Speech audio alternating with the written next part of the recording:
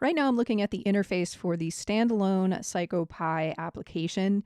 It includes things like the visual builder you can use to create experiments. You also have a code editor. And then bundled in within this software is a independent installation of Python, and of course the Psychopy Python package as well.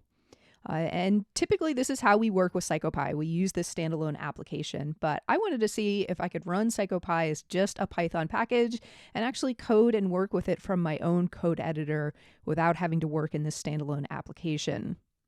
Now, in order to do this, if we go over to the installation page for Psychopy, we can see several sets of instructions for doing a manual installation. And when I'm working with Python, I'm typically using Conda, which is a command line based package and environment manager for Python.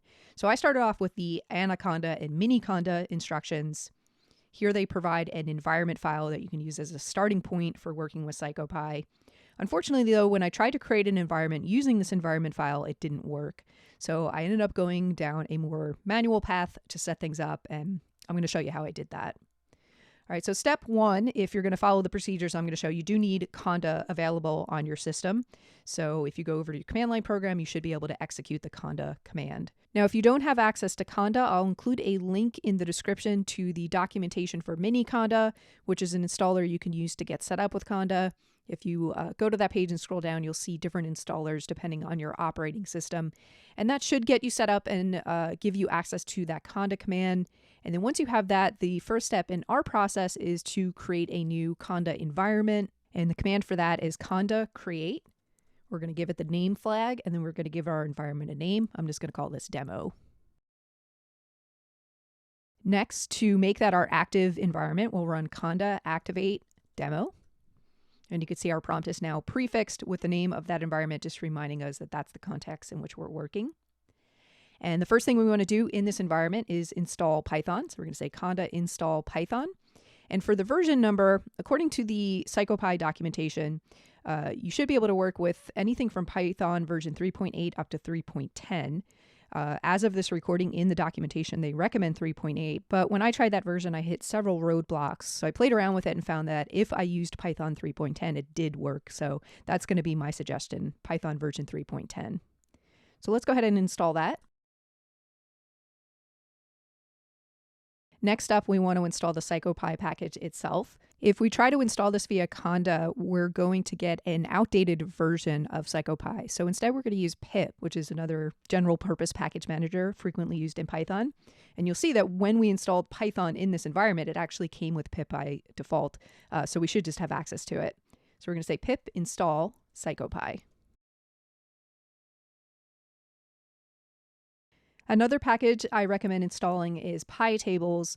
I found that when I didn't have this and I went to run a Psychopy experiment, I got some errors about needing it. So let's go ahead and get that set up. We can install this via Conda. So we're just going to say Conda install PyTables. And with that, we should be all set up with the packages we need to work with Psychopy. So let's see an example. I'm going to go over to the notes that accompany this video. And if you go down to the section example experiment, I put together a basic Stroop experiment that uses Psychopy.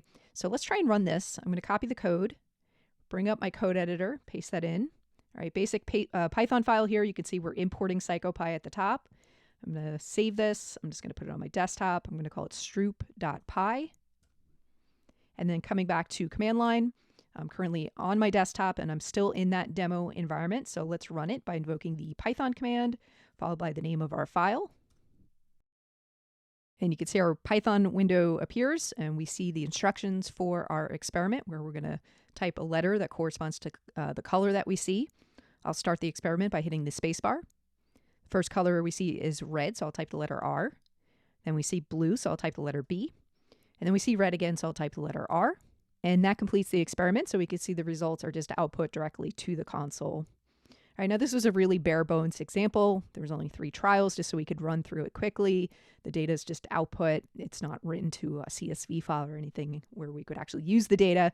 But the point of this was just to be a bare bones Psychopy experiment, just as proof of concept that we were able to put together this code in our own code editor and just run it, importing that Psychopy package without having to use the Psychopy standalone application.